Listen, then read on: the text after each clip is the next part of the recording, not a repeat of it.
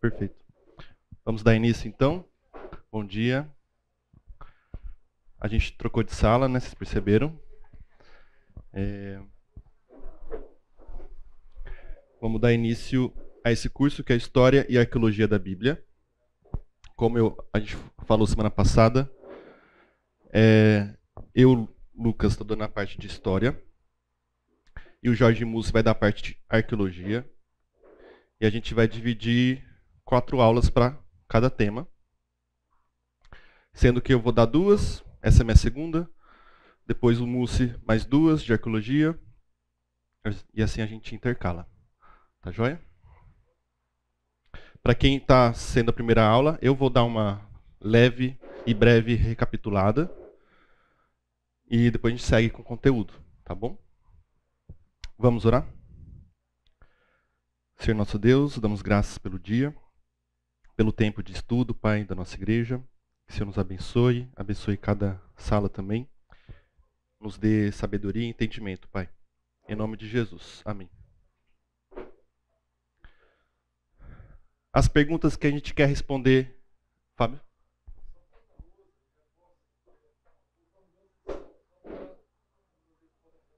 Ah, tá, verdade.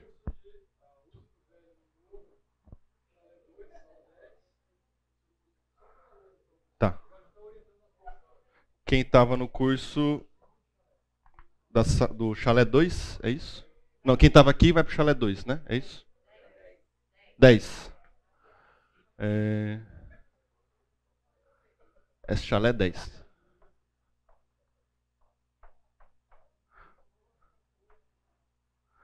Vocês lembram o nome do curso que ele falou? Velho Testamento?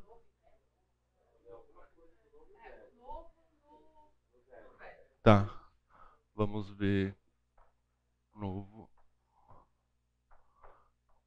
Testamento. No Velho Testamento.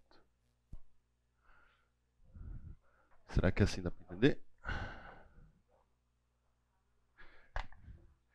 Então, quem estava no curso aqui da semana passada foi para Chalé 10, certo? Ou Sala 10, tá? Teve essa troca de sala. Eu acho que é um curso que talvez no início as coisas sejam até parecidas, né? As conversas assim sejam parecidas. E aí pode ter confusão. As perguntas que a gente quer responder. A Bíblia é digna de confiança histórica? O que está narrado ali de fato aconteceu? Tirando a nossa fé em Deus, o que está narrado, contado ali, descrito pelos autores, aconteceu na história, no espaço, no tempo? Os personagens foram pessoas que existiram em carne e osso? E o que a arqueologia, as pesquisas, os recentes achados falam sobre autoridade nesse sentido? Eles dão credibilidade? Tá? Então, semana passada a gente falou um pouquinho disso. Na verdade, são perguntas que a gente vai responder ao longo do curso. E uma pergunta que resume tudo isso é: podemos confiar na Bíblia? Historicamente? Podemos confiar nela, o que ela está contando? Podemos confiar nela como um documento histórico? Tá? A gente viu várias correntes de pensamento sobre isso. Na teologia, na academia, tá? E o que a gente chegou numa conclusão, assim, pelo menos na defesa que eu proponho para vocês, a corrente de pensamento que eu proponho para vocês, tem alguns aliados. Um deles na academia e também vai ter os teólogos.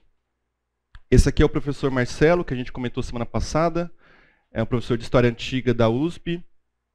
E ele, em 2021, ele escreveu no Jornal da USP: a Bíblia pode ser considerada um documento histórico? E ali ele vai tratar. É um artigo até acessível e breve. Vocês podem procurar com esse título, vai aparecer na internet. E ele trata ali um pouquinho do que a gente conversou semana passada, de todas essas mudanças de maneira de lidar com a Bíblia como fonte histórica. até chegar na maneira que ele defende, que é essa aqui. A Bíblia, como um documento histórico, deve ser submetido à mesma crítica que qualquer outro documento. É o que ele fala, é uma história normal. Vamos olhar para a Bíblia, ele falando como historiador, tá? Como cientista ali da história. Vamos olhar para a Bíblia como um documento histórico, sem dedos, ou sem má vontade, ou sem impor a ela, ou sem ir com uma postura de fé nela, no sentido de fé cristã, nesse sentido. Porque ele é um historiador, tem que ser isento, tem que ser imparcial.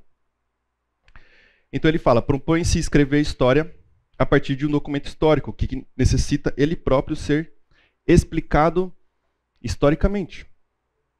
Tá? É o básico. E a história, os historiadores têm feito isso com os outros documentos históricos, sejam eles antigos, muito antigos ou não. Por que não fazer isso com a história? A gente viu semana passada que a ciência e a história têm deixado de lado a Bíblia. Tem olhado ela com má vontade. Tá? Então esse movimento é muito novo. Ele escreveu isso em 2021. Esse movimento no Brasil é bem pequeno, é novo. Lá fora já tem um pouquinho mais está um pouquinho mais consolidado, mas tudo isso é muito recente. Tá? Na teologia, eu trago aqui 2 historiadores cristãos. Tá? Eles são cristãos, mas eles, como historiadores, eles têm que deixar de lado a fé deles na hora de estudar e fazer história. Certo? E eles fazem isso muito bem. O professor André Heinck, que é do Sul, ele fala que as pesquisas científicas elas vão excluir Deus da equação. Que realmente tem que excluir. Mas elas partem de uma busca, de um desejo universal pela verdade. Elas querem descobrir se aquilo de fato é verdade, ou como se aproxima do fato e da veracidade. E isso nos interessa, ele diz. Isso interessa ao historiador. E interessa ao cristão também. Eu quero buscar a verdade. Ou seja, vamos olhar para a Bíblia buscando a verdade. Para buscar a verdade, vamos usar todos os recursos que a ciência nos oferece. E o segundo, Craig Blomberg, desse livro aqui, ele fala, não pressuponho nem defendo a inerrância, infalibilidade ou inspiração divina das Escrituras. Ele falando como historiador. Neste livro, eu visto minha roupa de historiador. E aí ele escreveu esse livro sobre a confiabilidade histórica. Será que a gente pode confiar historicamente na Bíblia? Deixando de lado a inerrância, a inspiração, a minha fé. E a gente viu também que toda essa conversa, por mais teórica que seja, né, muito no plano abstrato, conceito, tudo isso tem a ver muito com a nossa fé, com a nossa realidade do dia a dia. Na fé bíblica, tudo depende de se os eventos centrais de fato ocorreram. O nascimento de Jesus é real, então ele é histórico. A ressurreição também. Esse é o teólogo professor de Harvard que disse. E a gente leu 1 Coríntios, se não há ressurreição de mortos, então Cristo não ressuscitou. Se esse fato histórico não aconteceu, a nossa fé, a nossa pregação é vã. Então daí a importância desse tema e a relevância disso para a igreja. Tá? A gente viu também que alguns lidam com esse tema um pouco assim desinteressados. Isso é assunto da universidade ou dos teólogos. A igreja não precisa saber disso. E aí esse professor fala, alguns argumentam que o que importa na Bíblia é apenas a interpretação teológica e não a realidade histórica das ações de Deus em si. E aí ele fala, o que isso revela? O que isso aponta para a gente? Esta é uma visão que revela um Deus que falou, que fala no texto, mas que não agiu, não age na história. É uma visão limitante. Porém, os aspectos históricos também importam para a nossa fé. Tá ok? E agora eu queria citar um livro que eu não comentei em semana passada, mas até a Jennifer me perguntou assim no final da aula.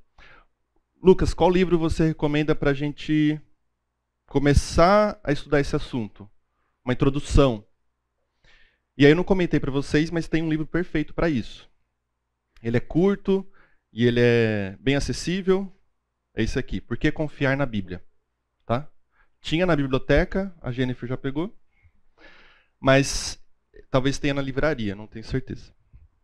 Mas ele é bem facinho de achar. Por que confiar na Bíblia?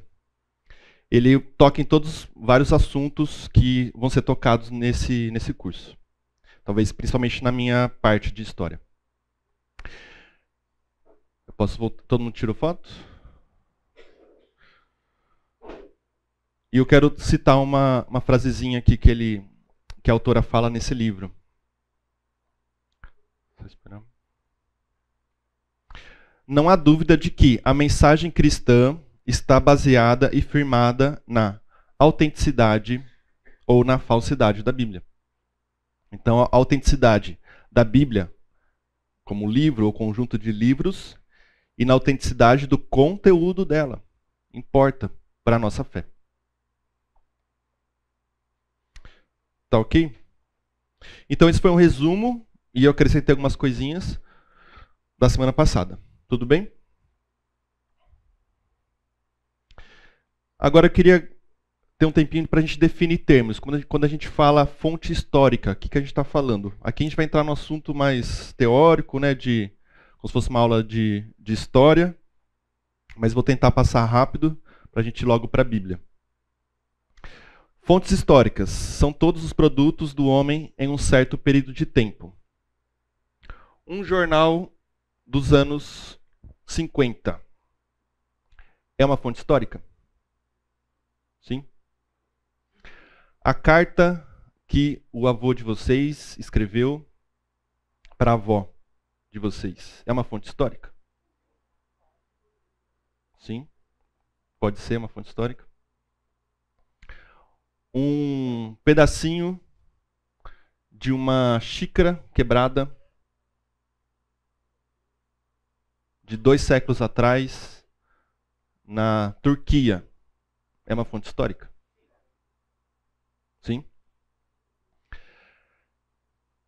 Isso até um século e pouco atrás, essa conversa talvez ia ser diferente. Os historiadores, a história como ciência, né, como estudo, considerava fonte histórica apenas documentos oficiais. Documentos da realeza, ou documentos do governo. Tudo que fosse assim, da elite do governo, ou da elite social. Isso era considerado fonte histórica, de fato, oficial, que era digna do estudo das pessoas do tempo. Então, esses exemplos que eu dei da carta do avô ou da xícara quebrada, isso até pouco tempo atrás não era considerado fonte histórica. Os estudos foram avançando, eles foram percebendo que através de uma xícara quebrada, através de uma carta pessoal de um senhor, eles conseguiam extrair, investigar coisas da história, coisas do passado. E aí, juntando com outros elementos, outras fontes, outros testemunhos, eles conseguiam reconstruir e recontar um fato histórico. Tá ok? Então, fontes históricas são vestígios, testemunhos, que o historiador vai analisar, retirar dados, interpretar. Isso faz parte do ofício do historiador, interpretar. E pode ser desde um registro de contabilidade, desde um documento do cartório, até um pedacinho, um caco de cerâmica. E como o historiador vai olhar para essa fonte e analisar, estudar? De forma bem resumida, ele atesta a veracidade por meio de análises críticas e por busca de paralelos. A gente conversou semana passada, ele vai olhar para outras fontes paralelos. Eu dei o exemplo. Quando você ouve uma história de alguém, numa conversa, para saber se aquilo é certeza ou não, você vai procurar outras pessoas que estavam envolvidas naquela situação e colher mais informações e remontar aquela história para saber se é de verdade ou não. O historiador faz isso com as fontes. Tá? Ele vai ouvir outras fontes. É o método de associação, de juntando ali, como se fosse um quebra-cabeça. No caso do documento antigo, e no caso da história antiga, tudo isso se torna mais difícil. Primeiro que a escrita não é tão antiga como a gente gostaria que fosse. Então a produção de texto, de materiais, ela tem um limite ali na história do tempo. O próprio passar do tempo, passar dos séculos ou dos milênios vão dificultando a ação do tempo, a deterioração das fontes, vai dificultando o acesso e o estudo do historiador de coisas muito antigas. Então, uma forma que a história analisa documento antigo e atesta sua autenticidade é determinar a quantidade de manuscritos ou fragmentos de manuscritos encontrados daquele documento. Ou seja, quantos manuscritos tem de uma fonte muito antiga, quantas cópias existem desses manuscritos. Então, se há muita coisa sobre que está relacionada ou muita coisa copiada daquele manuscrito, quer dizer que aquilo é autêntico, ou tem mais chance de ser autêntico. Então, quando a gente ouve, e a gente vai falar um pouquinho disso, que tem tantos manuscritos da Bíblia, ou tem várias cópias da Bíblia antiga, isso é positivo. Isso é positivo. Quer dizer que tem mais chance de ser autêntico e verídico aquela fonte. Tá? Hoje, a gente tem uma noção na nossa sociedade um pouquinho diferente, né? Se tem muitas cópias, talvez a gente comece a duvidar se aquilo é original mesmo ou não. Se tem muitas cópias, a gente fala, eu acho que foram alterando, né? Cada cópia foi alterando um pouquinho. Essa noção, esse pensamento é do nosso tempo. Do mundo antigo é o contrário. Se tem muitas cópias, muitos manuscritos, a autenticidade é maior.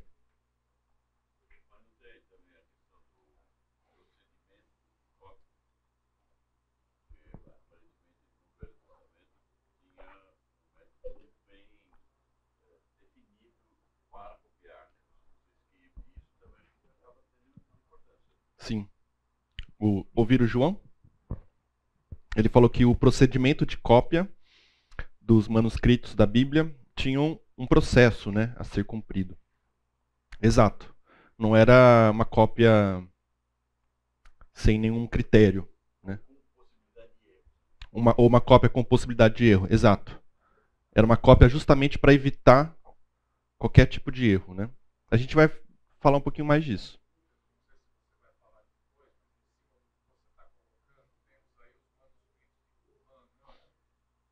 Exato.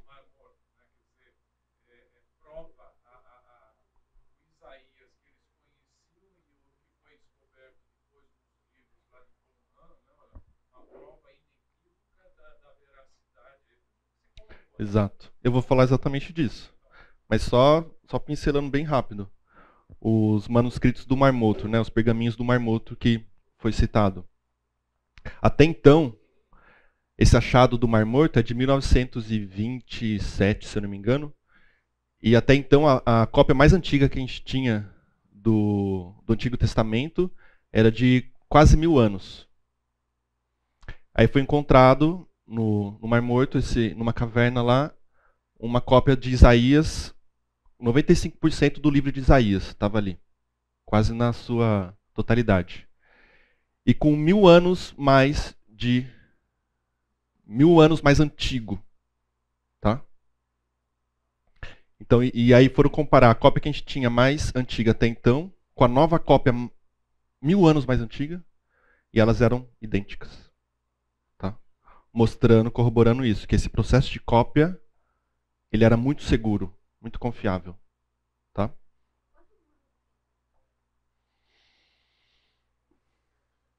Acho que a gente vai falar. Se eu não falar, eu busco essa informação.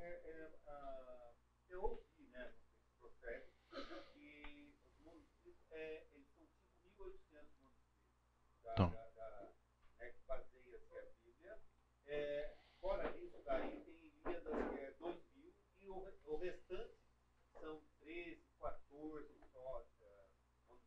exato.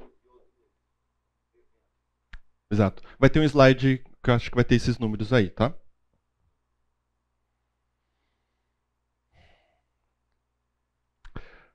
O procedimento para o historiador, o adequado é, para avaliar a historicidade do documento, é primeiro pressupor que o documento é confiável.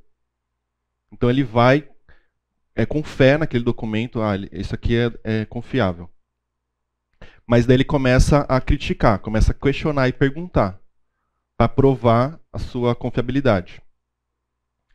E ele começa em seguida a considerar o peso de várias objeções que podem levar ao questionamento daquele documento. E ele pode invalidar parcial ou totalmente o documento. E aí, a Bíblia é uma fonte histórica? E a Bíblia é considerada pela história, ciência, como uma fonte histórica? Sim, ela é considerada, tá? Principalmente depois desde o século XIX para frente, esse entendimento dos historiadores de que tudo é fonte histórica. Tudo aquilo que o homem produziu no seu tempo pode ser estudado como fonte histórica. Então, não tem nenhum problema considerar a Bíblia como fonte histórica. A questão a gente falou um pouco também semana passada, a problemática que a Bíblia como fonte histórica tem, porque ela tem muito do sobrenatural, do sagrado, dos milagres, certo? Então tem essa dificuldade. Esse tema de milagres vai ser na minha próxima aula, daqui a algumas semanas. A Bíblia tem aquilo que é necessário para ser considerada uma fonte documental histórica, pela ciência, história? Sim. Porque há inúmeras evidências externas à Bíblia que provam ou comprovam os elementos do seu conteúdo. Então, uma forma de validar ou não é saber se há outras fontes que não a Bíblia que têm menção ou relação com algum conteúdo parcial ou total que está na Bíblia. A gente vai ver um exemplo agora. Vamos ler. Isso aqui é uma descrição de uma fonte histórica aí de 2000 anos antes de Cristo. É o relato de Amar Suem. Ele foi encontrado escrito numa tabuinha, né, como se fosse uma pedra, que antigamente a escrita ela começou sendo escrita nas pedras, né, pedras de argila.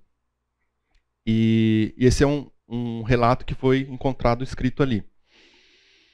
Olha o que está escrito. Ele fez a torre o mais alto possível, como uma montanha, fazendo seu topo tocar o céu. Por causa de seus atos, os deuses Nana, ou Naná, e Ningal se alegraram.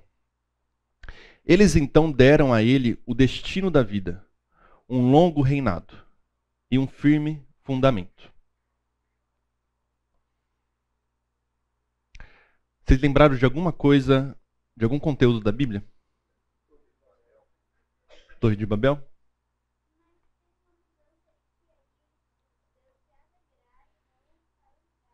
Perfeito, Pedro. Muito bom, vocês ouviram, né? O Pedro falou que a diferença é que os deuses se alegraram, né? Todo mundo veio na hora a imagem da Torre de Babel, né? O relato da Torre de Babel. Vamos ler esse relato? Está lá em Gênesis 11, 4, 8. Alguém pode ler em voz alta, por favor?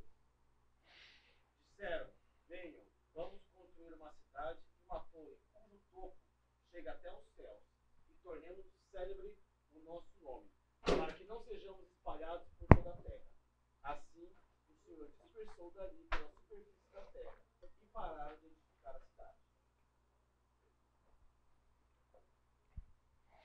Para dar uma ajuda no visual, É mais ou menos isso, essa torre, tá?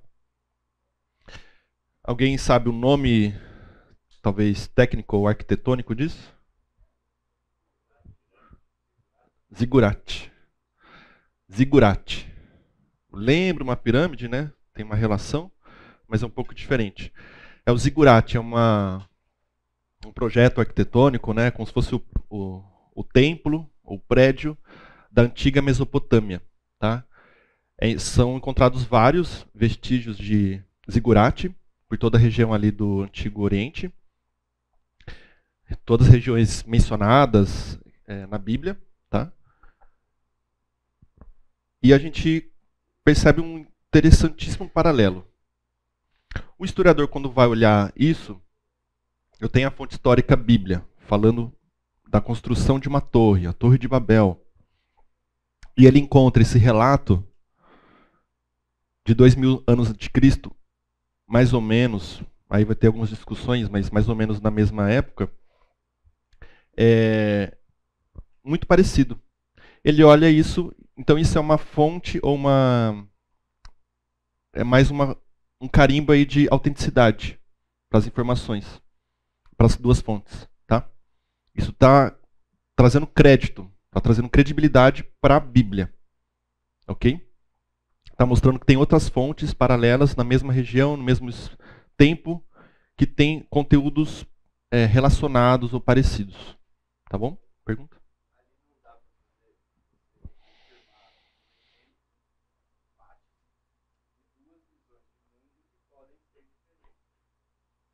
Você disse que Cada um está escrevendo olhando para aquele fato. Você pode ter um evento hoje vivido por uma corrente teológica, traduz de um jeito e outro traduz de outro. Entendi. Você quer dizer que pode ser duas leituras, duas narrações do mesmo fato, só que por conta de cosmovisões diferentes, eles trazem para um lado, trazem para o outro.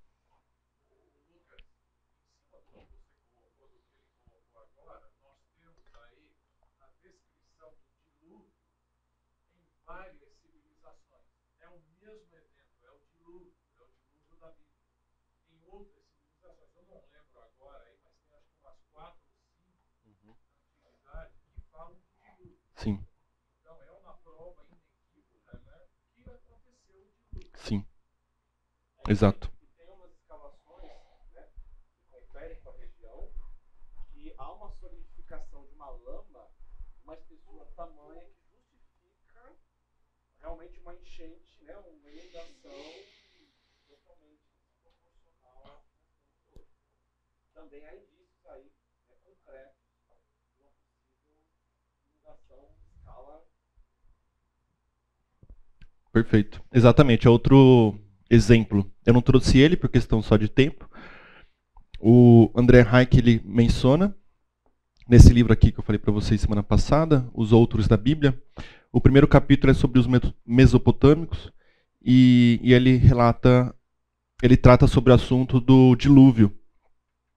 Tem um achado que chama Epopeia de Gilgamesh, é um texto antigo dos mesopotâmios, e lá dentro é como se fosse uma história assim, fictícia, e dentro da história tem um determinado momento que eles falam de um dilúvio.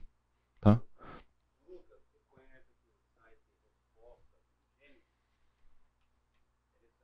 Fala disso? Respostas em Gênesis. Legal. É em inglês. Certo. Fica a dica de complementar aí de site. Respostas em Gênesis. Claro. Pode fazer.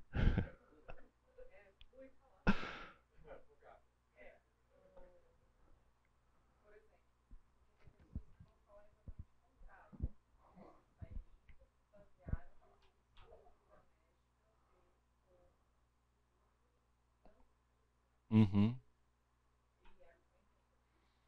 No livro não, mas exatamente esse argumento é o argumento que o meu professor já falava. O professor que eu citei, o historiador Marcelo Rede. Ele, quando ele olha para essas fontes, ele fala: o Israel se apropriou. O Israel se apropriou de de outras histórias, de outras narrativas, de outras, sabe? Muitos historiadores vão para essa linha, tá? Vão por essa linha e até vão por outras de que Israel inventou histórias para construir e para se legitimizar como o próprio povo escolhido, para dar destaque a si mesmo, sabe? Essa é a justificativa deles.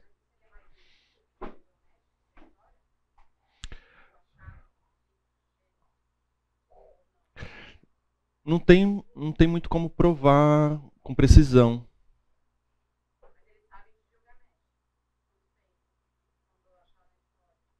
Eu acho que é por volta de 2000 também, 2000 anos antes de Cristo, tá? Então eu trouxe aí um exemplo de estudo de fontes paralelas de conteúdo da Bíblia com fontes externas à Bíblia. Citando aí o Zigurate, tem uma relação com a Torre de Babel. Eu queria só voltar no ponto que o Pedro mostrou, e falou também da cosmovisão, a gente falou disso, né? Perceba a diferença, né? Sociedades diferentes olhando para o mesmo fato, tá? Uma politeísta ali, né? Adoravam deuses. O Nana e o Ningal são alguns dos deuses principais ali. E as pessoas estavam querendo chegar, construir uma torre para chegar aos céus. Mesopotâmia é o berço da astronomia. Não pense vocês que eles achavam que dava para chegar no céu de fato, ou chegar nas estrelas, né? Literalmente. Não era isso. O ponto aqui é chegar ao céu no sentido de vamos nos exaltar, ou vamos nos entronizar como deuses. Vamos, nós homens, nos colocar no topo. Nós somos os deuses. Tá?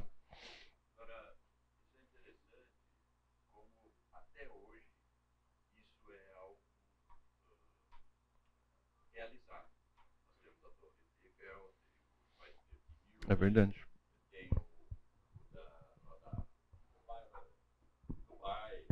Ou seja, essa preocupação de fazer algo muito grande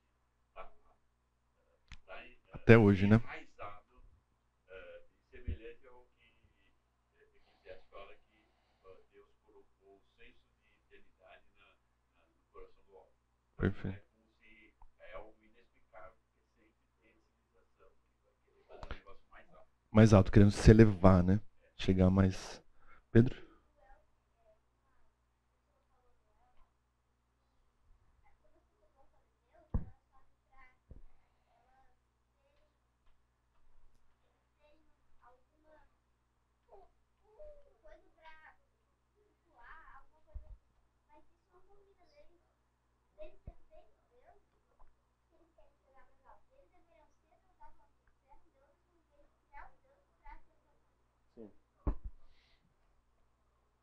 Exatamente, Pedro.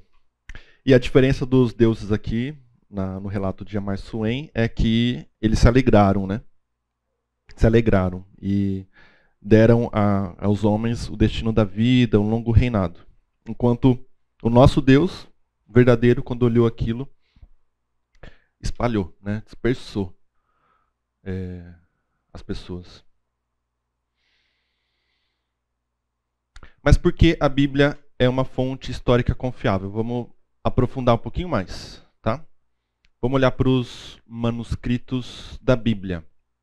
Essa imagem não é a mais antiga de algum manuscrito da Bíblia, mas ela é interessante porque é a imagem mais antiga, como se fosse a primeira Bíblia, de fato, com que mais se aproxima do que a gente tem hoje. É a primeira Bíblia em pergaminho completo, com Antigo e Novo Testamento.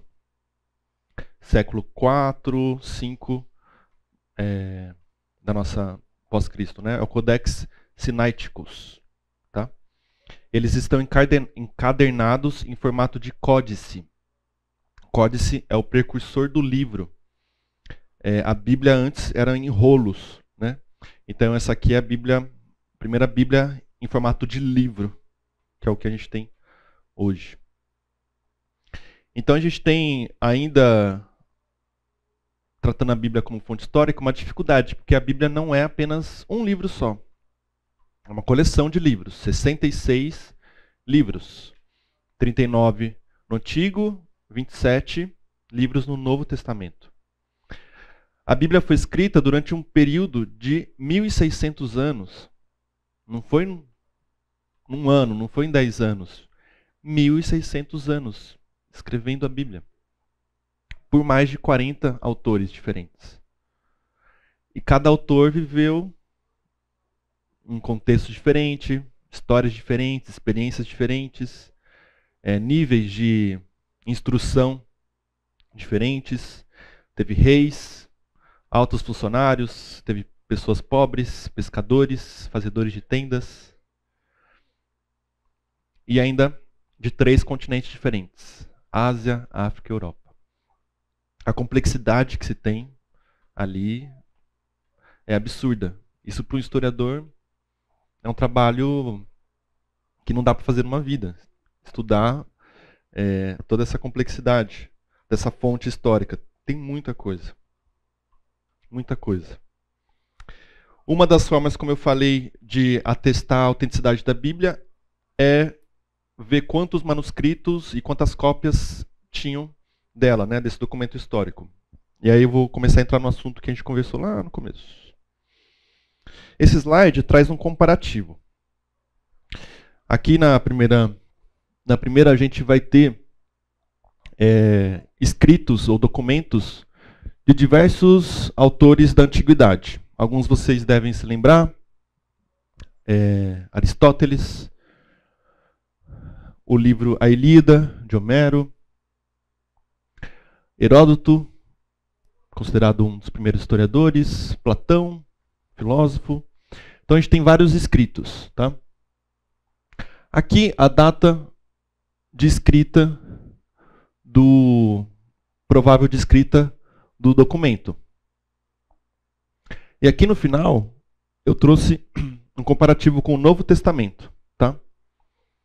Depois eu vou falar do Antigo, mas agora é só do Novo Testamento, que é também considerado um documento antigo, certo? 2000 anos atrás. Alguns deles são um pouquinho antes de Cristo, mas também é nessa época mais ou menos. E aqui nessa terceira coluna a cópia mais antiga, tá? Então vamos pegar, por exemplo, Homero, Ilíada, que a cópia mais antiga é 400 anos antes de Cristo. Platão, a cópia mais antiga, 850. Aristóteles, 1100 antes de Cristo. Aqui é mais ou menos o que interessa bastante para a gente, tá? E a última também. Intervalo de tempo aproximado entre original e cópia. Intervalo de tempo entre a escrita original e a cópia. Isso é fundamental. Quanto menos tempo, mais chance de ser autêntico as cópias, certo? Se passou muito tempo, a chance é maior. Então vamos pegar Platão. 1200, intervalo de tempo entre original e cópia. Então Platão escreveu, passou 1200 anos, alguém reescreveu, começou a copiar o texto de Platão. Aristóteles, 1400 anos. Ilíada de Homero, 500 anos. Homero escreveu, passou 500 anos. 500 anos, pouquinho coisa, né? Escreveram, reescreveram, copiaram o texto de Ilíada. Novo Testamento. Evangelhos, cartas. Foi escrito, passou 100 anos, a gente tem a primeira cópia, tá? Isso quer dizer que a gente até agora encontrou a primeira cópia e a mais antiga é 100 anos, tá? Com processo de datação 100 anos, tá?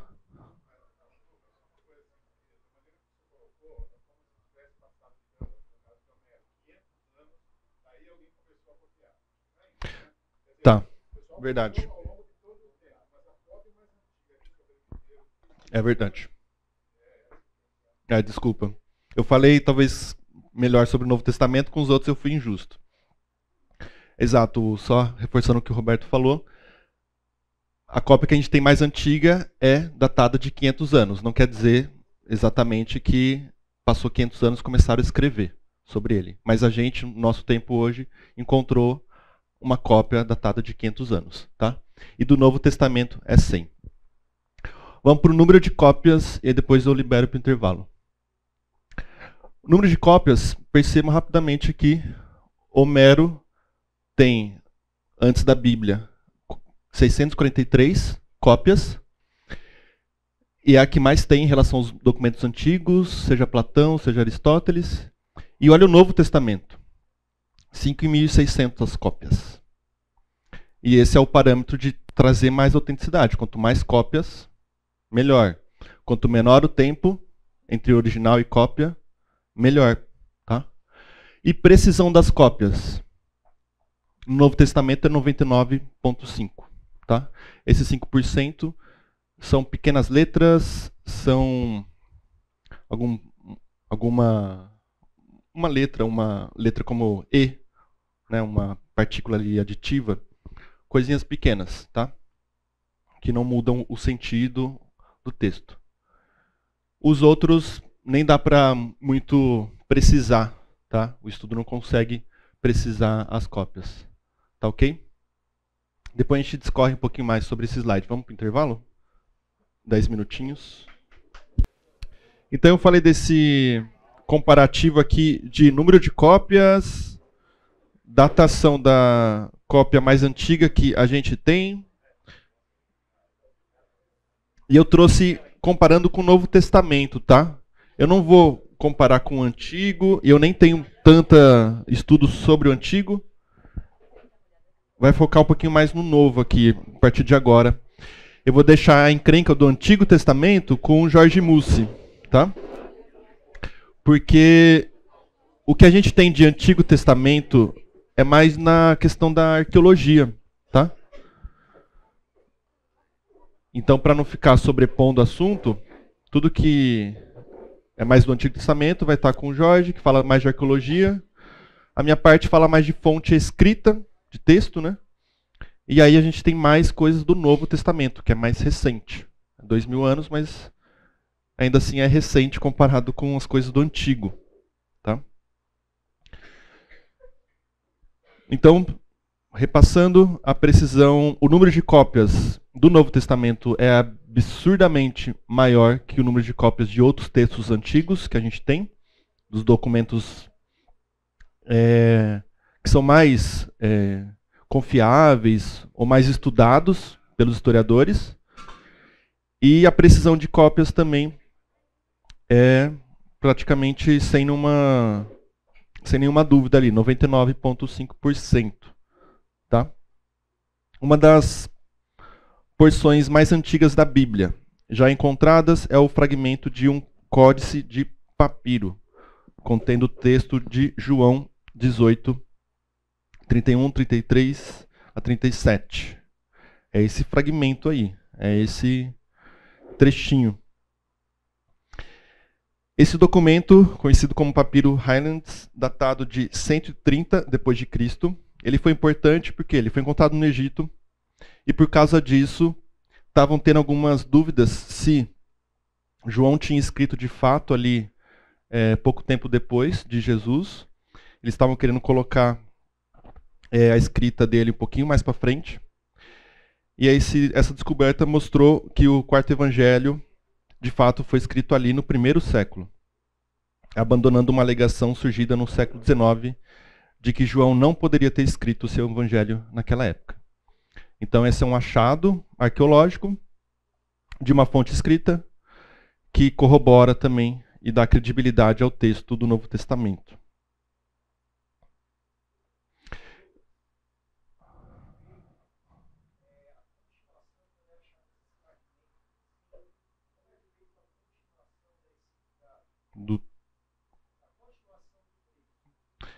Então ele perguntou como é feito a continuação do texto, assim, né? Tipo como que eles montam um quebra-cabeça.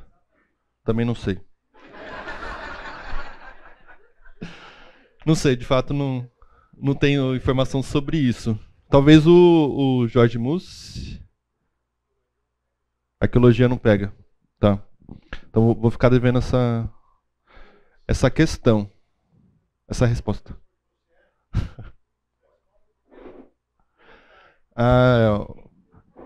Boa dica. Na próxima eu vou atrás dessa resposta e na próxima eu trago. Tá bom? Assim, é verdade. Meus professores faziam isso. Boa. E se alguém tiver algum palpite aí de como faz, a gente contribui. Pergaminhos do Mar Morto. Essa história é ali de 1900 e... Se eu não estou enganado, é 27, tá? 50. Tá, beleza. Pastor de ovelhas, né? Exato. Então, Pergaminhos de Mar Morto, nos anos 50, a história é bonita, porque era um pastor de ovelhas andando ali, uma ovelha se perdeu, e ele encontrou ela próxima ali de algumas cavernas, e parece que pelo algum barulho, aconteceu alguma coisa bateu ali, e surgiu um barulho estranho. Ele ficou curioso, foi entrando na caverna para ouvir que barulho era aquele, e encontrou vários jarros, né? Vasos ou barris ali de cerâmica e um monte deles. E ele começou a olhar por dentro, tinham vários rolos, vários pergaminhos. Então ali foram encontrados pergaminhos e manuscritos da Bíblia. Também tem outros textos antigos da possível civilização que morava ali.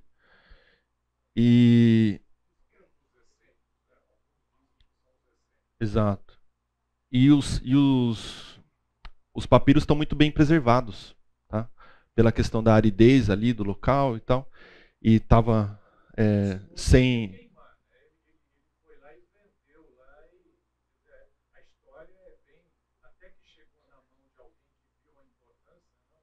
Exato. Ia ser vendido e talvez ia se perder. E também não tinha incidência de luz, né? Então ele foi bem preservado. Tá? Correspondem... O que são? São 40 mil fragmentos inscritos, a partir dos quais mais de 500 livros foram reconstruídos. Os escritos são textos bíblicos e comentários sobre o Antigo Testamento, além de inscrições relacionadas à comunidade de Qumran. Os pergaminhos do Mar Morto incluem uma cópia completa do livro de Isaías, uma cópia fragmentada de Isaías, contendo grande parte dos capítulos 38 a 60, e fragmentos de quase todos os livros do Antigo Testamento, datado de 100 anos antes de Cristo. Então a gente tem o livro de Isaías, tem fragmentos, outros fragmentos do livro de Isaías, e pedacinhos como aquele de todos os livros do Antigo Testamento, antes de Cristo. Então, esse achado também é impressionante porque vai corroborando, vai comprovando que a autenticidade e a veracidade do manuscrito da Bíblia, do livro Bíblia. A gente vai falar mais sobre o conteúdo, mas o objeto Bíblia, sabe? Também ele é autêntico.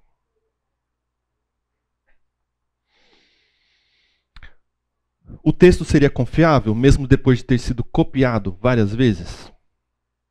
Um dos pergaminhos continha uma cópia completa do livro de Isaías, datado ali de 125 a.C., mais ou menos. A precisão é surpreendente para um manuscrito antigo. A identidade entre as palavras do manuscrito e da Bíblia hebraica padrão é de 95%. E nos outros 5% há pequenas variações. Como eu falei, são letras... essa variação não é de conteúdo, assim, ou de sentido, de significado do texto. São pequenas letrinhas. Então, quando há alguma dúvida ou alguma crítica à credibilidade do texto bíblico, seja do Antigo, seja do Novo, você vai ter que colocar em xeque também todos os outros textos antigos. Se você duvidar da credibilidade histórica da Bíblia, você vai ter que duvidar de todos os filósofos, de Aristóteles, de Platão, da Ilíada, de Homero, de todos os outros textos. O historiador Bruce afirmou: não existe nenhuma literatura do mundo antigo que disponha de tão quantidade de documentos para comprová-la como o Novo Testamento. Mark Roberts: ter muitos manuscritos, na verdade, aumenta a probabilidade de voltarmos ao texto original. Não é como a gente pensa hoje.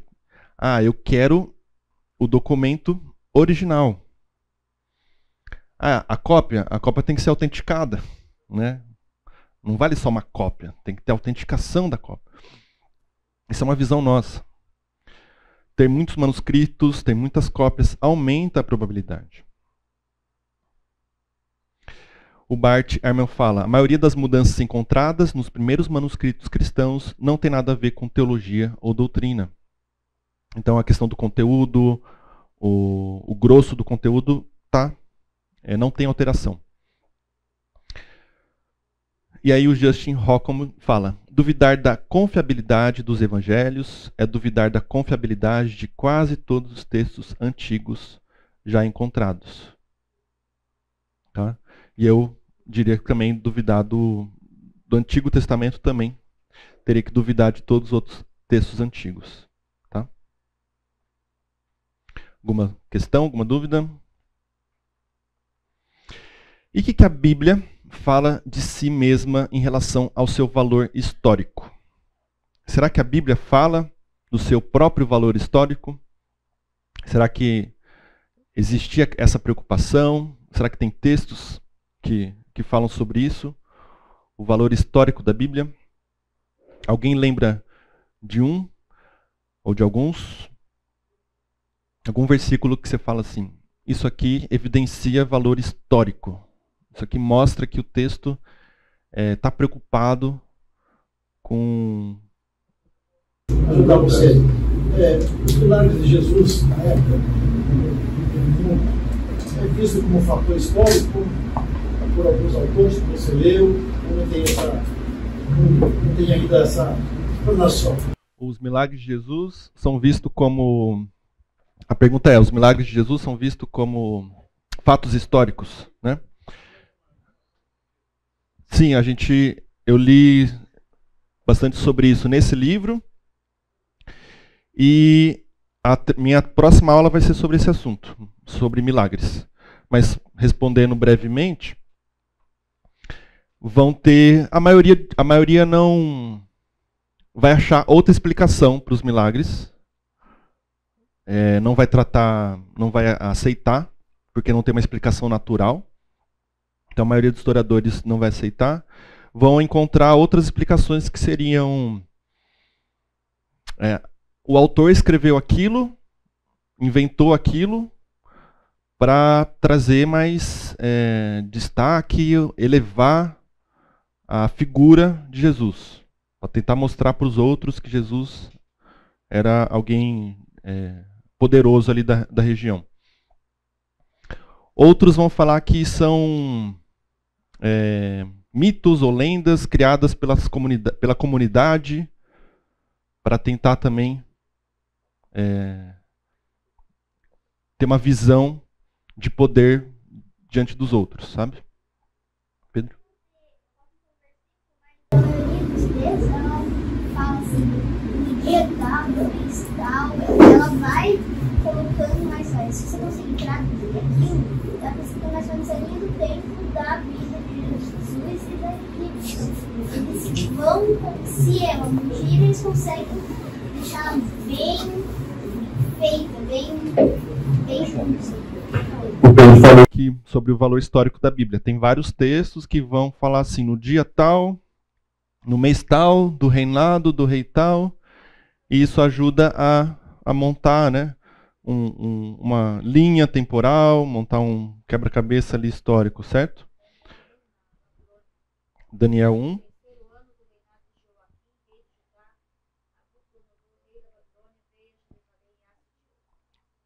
Ela leu o primeiro versículo de Daniel, que também fala, dá essa...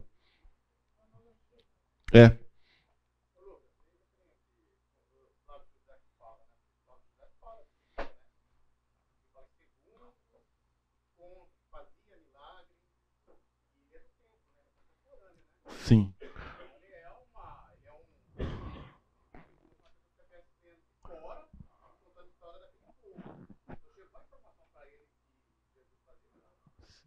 Então,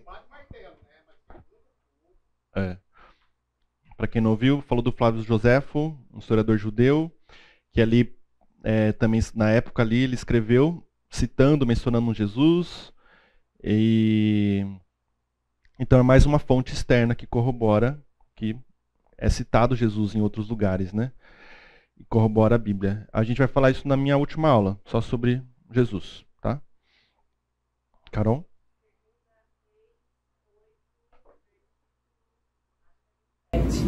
Os demais acontecimentos do reinado de Jeroboão e todas as suas realizações estão escritas nos registros históricos dos reis de Israel. Então, assim, eles escolheram o que estava aqui no livro de 2 Reis e as outras coisas estão em outros livros que não chegou até nós agora. Provavelmente o pessoal lá de Israel tem acesso, talvez, para montar a história deles, né? Mas, assim, conta também um pouco de qual a finalidade da Bíblia, além de colaborar aí para dizer que realmente é um livro histórico, tem alguma coisa fora para apoiar que isso realmente aconteceu. Legal. Nós podemos falar aqui, por exemplo, os pontos geográficos que relatam, né?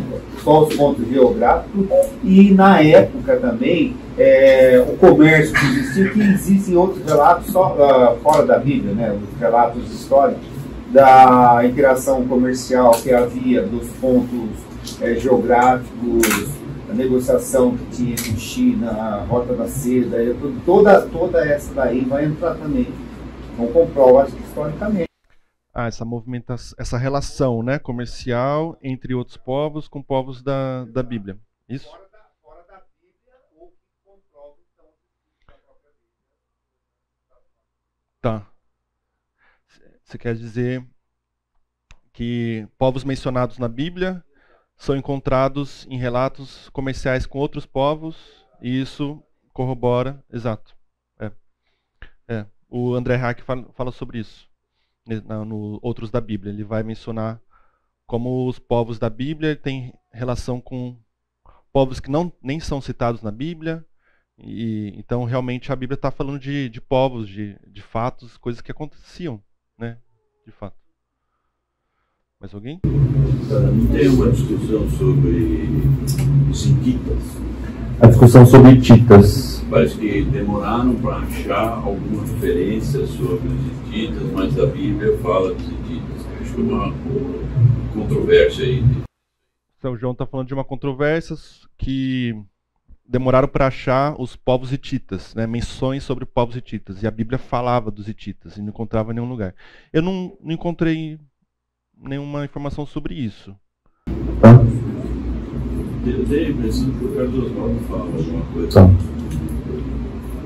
Eu vou só mencionar aqui os versículos que eu trouxe que revelam o valor histórico. Então, Esther 1 a 3, que está ligado aí com Daniel, com 2 Reis, né? Isso aconteceu nos dias de Assuero, o Assuero que reinou sobre 127 províncias, desde a Índia até a Etiópia. Naqueles dias, quando Assuero reinava na cidadela de Suzã, no 3º ano do seu reinado, deu um banquete a todos os seus oficiais e servidores. O exército da Pérsia e da Média, bem como os nobres e os governadores das províncias estavam presentes. Então, é uma descrição muito, muito apurada, muito precisa e que revela história, né, no texto. E no Novo Testamento, tendo Jesus nascido em Belém da Judéia, nos dias do rei Herodes, eis que vieram os magos. Uma preocupação aqui do autor de posicionar, de colocar o nascimento de Jesus na geografia, na história, no tempo. Nos dias de Herodes, Lucas, nos dias de Herodes, rei da Judéia, houve um sacerdote chamado Zacarias. Então os evangelhos narram a história de Jesus histórico, posicionando ele na história, localizando no tempo, no espaço. Então há essa preocupação, tá, do texto também de mostrar a historicidade. E mais alguns textos aqui. 2 Samuel 7:28. Ó soberano Senhor, tu és Deus, tuas palavras são verdadeiras. A palavra de Deus é verdade, o que está escrito é verdade. Toda a palavra de Deus se prova verdadeira. E João, este é o discípulo que dá testemunho dessas coisas e que as registrou. João falando ali, terminando o evangelho, falando de si. Sabemos que o seu testemunho é verdadeiro. Jesus também fez muitas outras coisas. Se cada uma delas fosse escrita, penso que nem mesmo no mundo inteiro haveria espaço suficiente para os livros que seriam escritos. Eu leio isso aqui e vejo esse caráter, esse caráter de história, de realidade, de veracidade, de algo palpável mesmo, de algo material do que está sendo narrado. Foi algo vívido ali na história. E João até fala, é uma parcela que foi escrita. É uma parte. Se tivesse, não teria espaço para escrever tudo. Então sim, a Bíblia é uma fonte histórica, mas a gente não pode tratá-la somente como fonte histórica, somente como história, tá? Porque ela não foi trazida para nós para ser apenas isso. Não é o propósito dela ser uma fonte histórica, um documento histórico. Ela não se preocupa com isso. Apesar de trazer elementos, de ter esse caráter, não é o foco dela. Ela não foi escrita com critérios da historiografia que a gente tem hoje. O propósito da Bíblia não é apresentar uma janela para o passado. Vamos ver como que o povo, como era o passado, como era a história, como... Você vai ter elementos ali, mas não é o propósito dela. E por isso a gente não tem todas as respostas. A Bíblia não se preocupa em revelar todos os seus mistérios históricos. Por isso que se tem muita dúvida, por isso que muita gente tem dificuldade de lidar. Porque vão ter muitas dúvidas ali, vão ter muitas coisas que não estão explicadas. Tá? E quando a gente olha para a Bíblia querendo achar todas as respostas para a história ou da história, a gente está cometendo um erro que se chama anacronismo. Anacronismo é o maior pecado de um historiador. E as pessoas comuns, a gente comete também isso direto. Anacronismo é olhar para o passado com a visão e com a mente de hoje. É olhar e querer entender uma história vivenciada há séculos, milênios, e querer entender ela com a cabeça do homem nascido nesse século. Não dá. Cultura diferente, criação diferente, educação diferente, geografia diferente, tudo influencia a gente. Tá? Se no nosso tempo hoje muda uma cabeça que vive aqui para uma pessoa que vive em Israel ou que vive na África, as cabeças são diferentes. Imagine isso quando a gente transpõe para a passagem de tempo. Tá? Então a gente não pode cometer anacronismo no sentido de querer olhar para a Bíblia e ter todas as respostas para a história. A Bíblia não, o povo daquela época não se preocupava com isso. Não queria trazer todos os detalhes históricos, não queria. Não tinha essa preocupação que a gente tem hoje na hora de compor um documento. Qual que é o propósito da Bíblia? A Bíblia é um livro que contém vários livros, mas que apresentam uma única história. Isso é uma das riquezas, uma das coisas mais belas. Foi escrito no tempo de 1600 anos por 40 autores diferentes de diversos continentes, mas ela apresenta uma única história. A história de Deus e o seu relacionamento com o homem.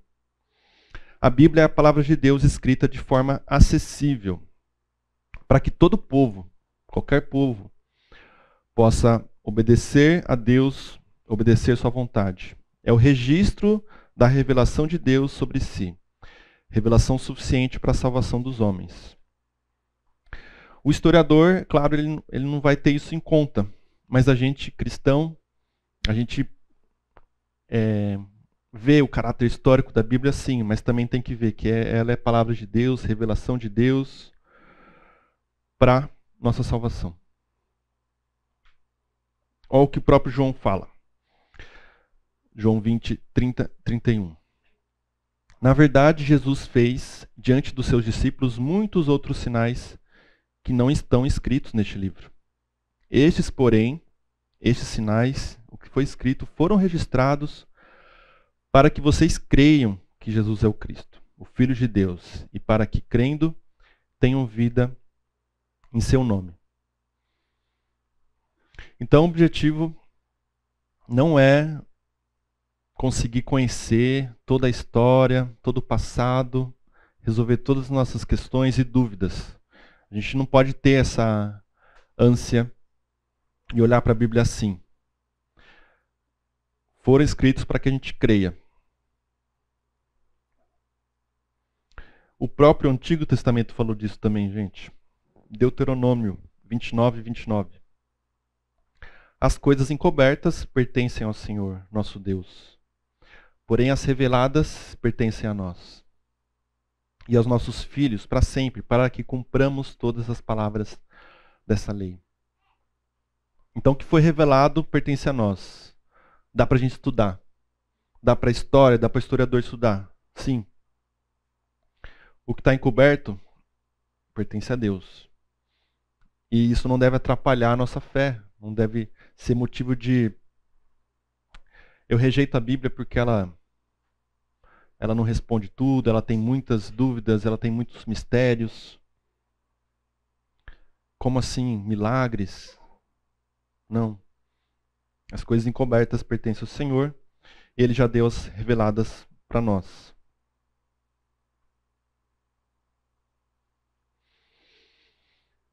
E eu entendo até que esse exercício nosso, ser cristão hoje e sem poder ter vivenciado aquele tempo de Jesus ou antes, vivenciado algum tempo da Bíblia, né? Eu entendo que está relacionado um pouquinho ao que Jesus fala aqui. Em João 20, 29. Jesus lhe disse, você creu porque me viu? Bem-aventurados são os que não viram e creram. Bem-aventurados são os que não viram e creram. Bem-aventurados os que não conseguem reconstruir toda a história através da Bíblia, não conseguem talvez resolver todos os seus mistérios, mas que mesmo assim estão crendo. A Bíblia consegue revelar, consegue trazer muitos elementos, caráteres históricos, mas bem-aventurado é quem não está vendo, mas está crendo. Quem não está vendo essa história toda montada, mas está crendo. Alguma questão? Tinha um bracinho do Pedro aqui levantado naquela hora. Desculpa, Pedro. Só para eu terminar o assunto. Tirar a Bíblia, ela também é uma história para outros povos, para outras pessoas, que ela não é só uma história de Israel. Ela conta história de outros povos, e ela, quando você vai para outros povos, tem que ver ela, porque ela conta vários, muitos. O Pedro falou que a Bíblia não é só a história de Israel, é a história de outros povos também. É isso que você falou? Então, ela é instrumento para outros estudos de outros povos. Os outros povos podem usá-la para estudar, né, a sua história, né? Então a gente tem a Mesopotâmia, a gente tem no Novo Testamento, a gente tem Roma, a gente tem gregos, Egito, tá? E de fato tem, alguns historiadores usam isso. O professor Marcelo Rede da USP usa a Bíblia para estudar egípcios, mesopotâmios e persas. Mas como a gente conversou mais semana passada, muitos não usam, ou quando usam com muita má vontade, né, a Bíblia. Mas ela é riquíssima para essa fonte histórica de outros povos também. Deixa eu dar a bibliografia. Tem gente que não estava na semana passada. Então, a bibliografia do curso da parte de história, tá? A parte de ecologia, o Jorge passa depois. A parte de história, tem esse livro que está no slide, que é o Porque Confiar na Bíblia, que eu acho que é o que eu recomendo. Eu quero ler um pouquinho mais, esse mês eu quero estar lendo sobre isso, Lucas. Pode pegar esse aqui. É uma leitura muito gostosa e tem bastante resposta sobre esses temas. Agora os outros livros, esse aqui eu recomendo também, usei bastante para montar as aulas. E Deus falou na língua dos homens, do Paulo On. Ele não trata só sobre isso, né? Só sobre história. Ele vai meio que tratar sobre toda a história de criação da Bíblia, o processo de escrita, a formação do cânon bíblico, tá? Os outros da Bíblia, do André Heinck, que então cada capítulo ele ensina sobre Mesopotâmia, sobre Egito, sobre os romanos, usando as informações que a gente tem na Bíblia. Ele faz paralelos, comparativos, é bem interessante também. E tem até também uma parte de teologia, de devocional, assim, algumas lições também para a fé. A confiabilidade histórica dos evangelhos, tá? Ele focado nos evangelhos. Muito bom também. E o Jesus histórico, que é minha última aula. Vai ser só sobre esse livro aqui, que é a pesquisa de como a história e o que a gente tem de fontes aí externas que vão comprovar a existência de um Jesus que viveu entre nós, carne e osso, que estava ali, que nasceu e viveu entre nós. Tá? Comentários, a gente tem uns minutinhos ainda. Gustavo? Sobre fragmentos, né? Existe uma área de estudos que é chamada paleografia. Então, a paleografia é isso. Ela se propõe a fazer os estudos, né, de fragmentos para reconstruir livros. E existem várias técnicas, várias maneiras de fazer isso. Então, é uma área de estudos que é só isso. É focada em pegar fragmentos e descobrir como reconstruir eles. Então, só para registrar na gravação, o Gustavo falou que existia a paleografia, um estudo de tentar reconstruir fragmentos para tentar mostrar ali o texto na sua integralidade. Tá joia? Mais alguma questão? João?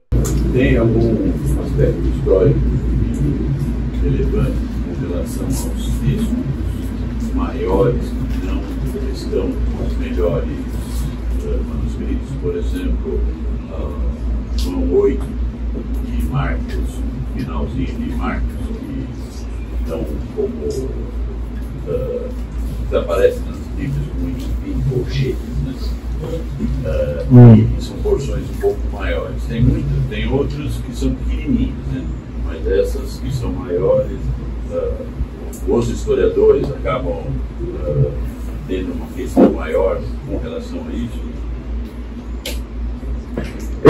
Na minha leitura eu não lembro de ter visto falando sobre isso, mas eu vou procurar de novo no livro do Blomberg, se ele fala.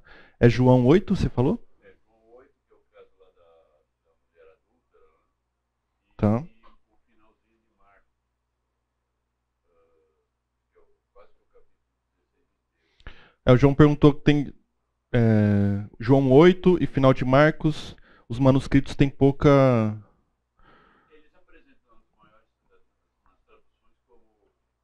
Eles aparecem nas traduções em colchetes. O que historiadores falam sobre isso? Eu vou procurar depois nesse livro.